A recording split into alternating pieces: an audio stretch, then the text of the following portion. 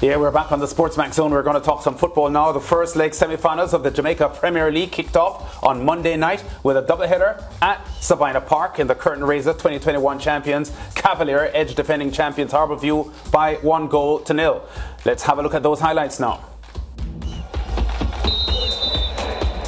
As we take a look at the highlights in this one, Ainsworth trying to win that header, and did. Anderson came through, got a foot on it, was wide of the mark. This one swung in and saved by Palmer. Irving with the free kick, and Palmer had to move smartly to punch that one away. And then Timar Lewis trying his effort. The shot from distance, wide of the mark. And here is Daly now. Dangerous in these positions, but it's come across to Stewart, who lays it out for Demar Rose. Rose should have found the target. Went over the top. Krista J. Daly. Things happen when he's on the ball. Lewis again trying to curl that one, but curled a little bit too much. Right into the arms of Bartlett.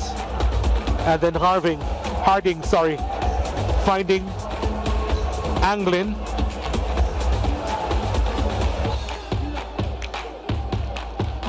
And a desperate looking London Bernard there, and then this one is flicked across the face of goal by Lewis. And then an opportunity there for Colin Anderson, leaning back, couldn't get the power behind it, and then the goal. Nodded across by McCleary, and Russell with the finish. Lovely stuff by Cavalier. The Harbour View back line torn on that occasion. Good assist from McCleary, and Russell with the good finish. The difference maker. And then this effort from Krista J. Daly, and it was an outstanding stop from Vina Bartlett, moving smartly to his right, digging that one out. Dwayne Allen came on as a sub, lobbed it to Colin Anderson, and you'd have bet your house on Anderson scoring that one. You'd have lost the house.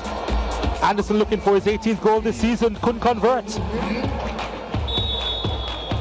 And that was all she wrote for this first leg semi-final, with Cavalier coming out on top.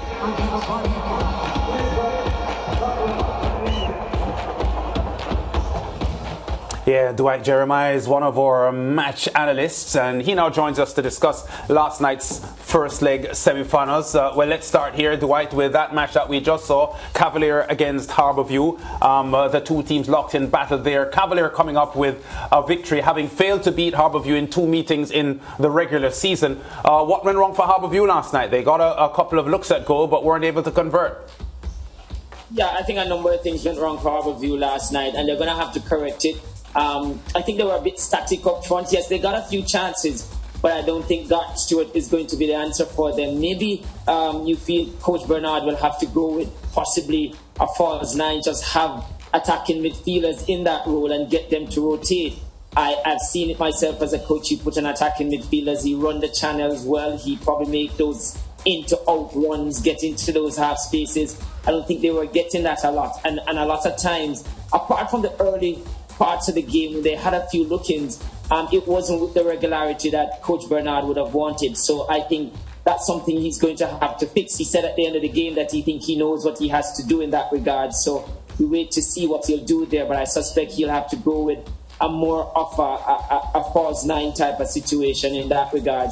Got Stewart nearly 6 feet, but didn't win a lot of headers even. So maybe couldn't even go direct, as he probably could have with a player of that height.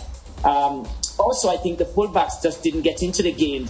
Maybe a bit scared of what Cavalier could do on the break. So a lot in that first half, I think Staples started the game very fearful, and he had an awful time early. Wasn't surprised when he got substituted in that game. Yes, when Daly and Anglin got on the ball, it looked like something could happen. But I think what happened for Harbour View too, a lot of low percentage shot too, in terms of shooting from distance, not getting on target even. So, and that I think came because there was a lot of lack of creativity up front or movement. So they opted to go to shoot from distance. That made it easy for Cavalier. I didn't think Harbour View turned Cavalier's defence round very often in that game, if any at all, for that matter. Everything happened in front of Cavalier was pretty easy for them. I see Coach Bernard there scratching his head. He's going to have to scratch it a lot because he's going to have to go searching for that goal. He'd love to get his fullbacks involved in the game, but I'm pretty sure he's well aware of Harbour View, of Cavalier, what they can do on the counter in those wide areas, lads. Yeah, Dwight, you know what? We don't want to underestimate Harbour View even with the deficit that they face now, because we saw what they did last year en route to their championship success when they just got the job done in the playoffs all the way through to the final, even when the odds had appeared to be against them. But what about this Cavalier team and the way they have managed to restructure their game, losing some key players, Richard King, one of the best central defenders in the league, and Dwayne Atkinson, one of the best attacking players in the league, leaving mid-season, but this Cavalier team having enough depth to, even at this point, look as if they could win the title? You have to give the technical team a lot of credit, Lance, because I think they've pretty much morphed their game into not this, they would have this incessant pressing up front. This time, I think, especially with some injuries still in the squad, along with those quality players you spoke about them losing, Coach Speed has pretty much gone to sit deep. You saw him in this game that he really was more concerned about the middle of the park, shielding that back four, a back four that is pretty much makeshift, with some new personnel in there, and then to play a lot more on the counter. It wasn't their most fluid performance, but what they've shown now is that they can win silky smooth with pace. They can do that, but they can grind it out. And it wasn't the prettiest of watch from a Cavalier team that we've seen, but they've shown another side, which is the character and the grit in their game, and give them a lot of credit the way they've set up. Decided that they may not have a lot of the ball. They'll give Harbour View that, but they'll stay compact and organized. And they're very good in defending their penalty box. And they did that this time around. Dealt with pretty much the crosses that Harbour View threw at them.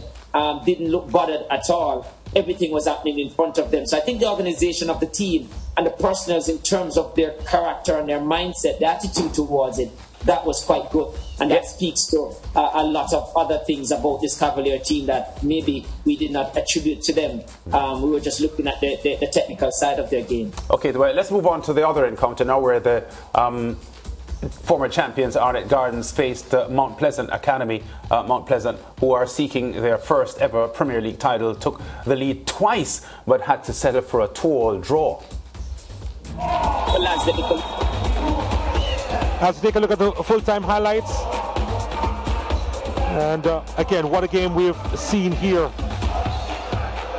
Lovely turn from Kimoni Bailey, and he blasted that shot wide of the mark. The bench couldn't believe it. What a chance that was. And then the opening goal. Leo Rankin with a header inside the 6-yard box. It was a wonderful header, And Mount Pleasant took the lead. And they were having fun in the stands and on the field as well. Then that one flicked inside the area. They couldn't capitalize. And then an opportunity here. And what a header that was from Shea Smith. Brilliant ball inside from Arnett Gardens number 10, Ajuma Johnson. And Smith with a header. A really good header, cleverly done as well. And that was equalizer 1-1. They loved it. And Arnett Gardens really played some ball. Kelson pulled it back, and there was a coming together between Ajuma Johnson and Romeo Guthrie. Johnson's effort wide of the mark. They could have had more goals. Arnett Gardens. Kelson on the turn, almost dribbled through. The clearance made, not too far away though, came up again to Guthrie, big chance, dragged it wide. Another opportunity for the Junglists gone. In the second half though, Arnett Gardens pretty much continued where they left off, and Kelson sending that one across, and it was too far in front of his captain. Then Rankin over the top, looking for Stewart. Lovely first touch. And then he went into the area and provided the finish past Eric Edwards. And he was ecstatic, celebrated in the stands with Trevante Stewart first touch got the better of Gerald Neal, and then the finish to cap it off was quite brilliant in off the post, and they were ahead again, Mount Pleasant. There's the celebration. They love him. And then look at this well-worked goal. Johnson to Reed, that's a fine finish. Our moment of the game. Lovely touch inside by the Arnett Gardens captain. And he had the space, and then he drilled the shot past Shaquan Davis. And they were ecstatic as well. It was 2-2. And the game became a little bit stretched. Trevante Stewart had a wonderful outing tonight. That one wide of the mark. And then a lovely touch from Reed into space, and Damari Deacon managed to keep his balance and sent in a shot, a pass to Reed, and then it was laid off for Guthrie, who hit it straight to Davis. They were on the edge of the seat or out of it. And that was that as far as this game was concerned, ending 2-2.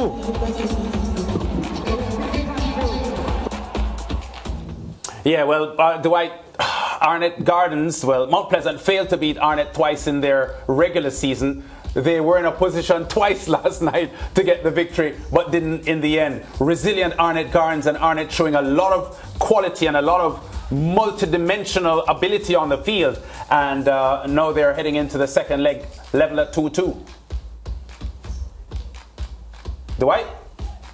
I tell you what, Arnett started a bit slow, but they got out the blocks. But for me, I guess because they've been sitting out for 2 weeks, you could give them a pass on that one. But let me tell you something, Lance. Yeah. I mean, we could, as the neutrals, you could watch that game over and over. You just love that. It was attacking play throughout. I mean, neither of these two teams defended well. I mean, on set plays, they were awful. I mean, the two headers, Smith and Rankin, they were free. I mean, it was like they were the only person on the park at the time when the ball came to them. But in terms of the attacking play, long may it continue. And I hope it gets going again in that second half. I mean, from a neutral standpoint, one of these two teams will have to get their defensive organized. And then you feel the team that does it best is going to come out on top. Rankin just can't stop scoring here for Mount Pleasant in this playoff. That's his fourth goal since the playoff start. The goal to save them against Double Holding in that first leg of the quarters, and then 2 in the second, and here scoring the first. Yeah, lovely. Reed for Arnett Gardens just can't score, and Shea Smith is on a great run of form. And yeah, Arnett Gardens really show that they are really serious about it this season. Regular season champion, they're looking to really take it home. But I think for Mount Pleasant, they're going to have to correct that right side. I think Arnett Gardens lived on that right side. A lot of the beautiful play, everything bright and beautiful, pretty much came from that right side for Arnett Gardens. And I think Sheikh Daya had a torrid night. I mean, he just couldn't live with it. I mean, at one stage, I think it was Rashiki Kelson who really made a mockery out of him and should have laid it off to Marlon Martin, and that would have put Arnett Gardens in the lead. But I feel it's one of those games where both these two teams are just letting fly. They're just going at each other. And I think we're going to see much more of that in the second half. Yeah. Second leg. Yeah, Dwight, you just mentioned about the Mount Pleasant difficulties in defense, but Arnett have some problems in defense that they've got to work on now, because they've had some injury issues, and at the moment we're not sure if they'll be able to set up with their first choice defensive lineup for the return game. And I was saying, I guess you heard me saying about Mount Pleasant, but I was saying both these two teams just didn't come to defend this game and were poor on set plays. And yes, it's going to be even more difficult for Arnett now with the injuries, because they don't have a deeper squad as Mount Pleasant. And it's going to be interesting to see. I guess it's a situation where they're going to have to probably try and outscore this Mount Pleasant team.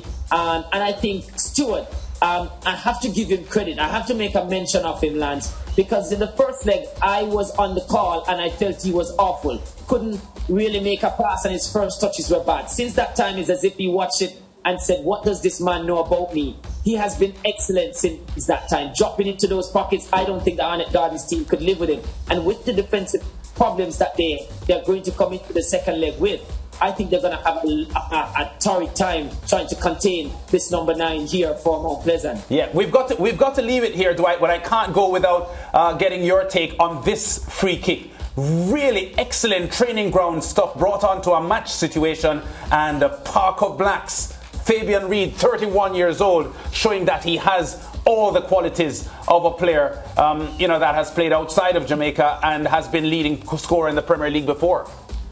I'm happy you went there, Lance, because the free kick, when you look at it, it reminds me somewhat of the free kick that Holland scored against Argentina. Because it was well worked. And if you look at it, the run from the initial taker brought the defender out to him. That freed that space that Blacks Reid ran into. That is very intricate play there. And a lot of persons probably wouldn't see that. But that run from him, Reid probably doesn't have the space to execute if he did not make that run after playing that initial pass.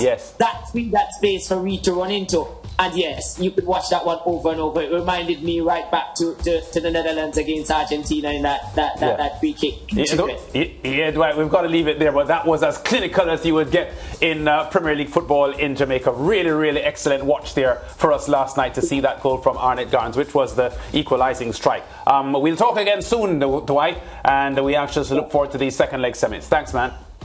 Looking forward, Yeah, back with more on the SportsMax Zone after this.